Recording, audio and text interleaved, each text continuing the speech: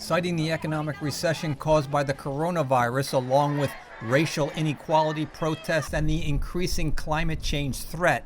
Presumptive Democratic Party presidential nominee Joe Biden recently urged bold measures to deal with the cascading crises. We have a health crisis, an economic crisis, a racial justice crisis, a climate crisis.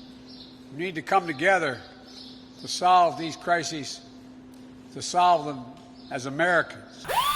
Biden's Build Back Better agenda would be the most expansive federal undertaking the United States has seen in decades. Even so, the former vice president is not endorsing his party's most progressive proposals, like universal health care and federal job guarantees. To boost manufacturing, create 5 million new jobs, and make American companies less dependent on Chinese exports, Biden proposes raising annual U.S. government purchases of products made in America to roughly $1 trillion.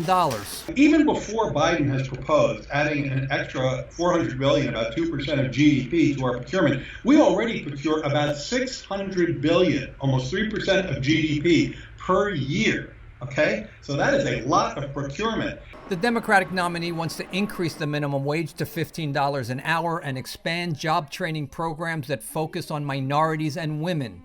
Biden would allocate $300 billion for innovation, research, and development to help U.S. companies compete in the global market. He would also raise taxes on U.S. companies outsourcing jobs overseas and lead an international effort to counter predatory Chinese trade practices. President Donald Trump has said Biden is plagiarizing his America First agenda. It's very radical left, but he said the right things because he's copying what I've done.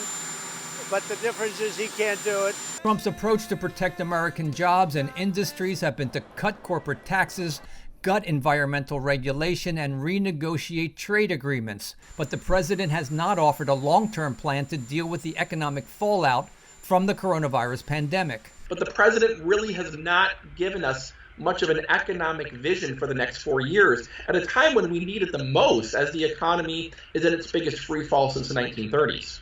Biden also released this week a $2 trillion clean energy and infrastructure plan. His health care proposal to expand subsidies to low-income families is projected to cost $1 trillion, and his education and housing assistance proposals could add another $2 trillion in spending.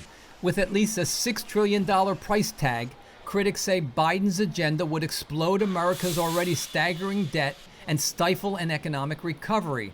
But Biden's advisors say long-term programs will be funded by tax increases, mostly on the wealthy.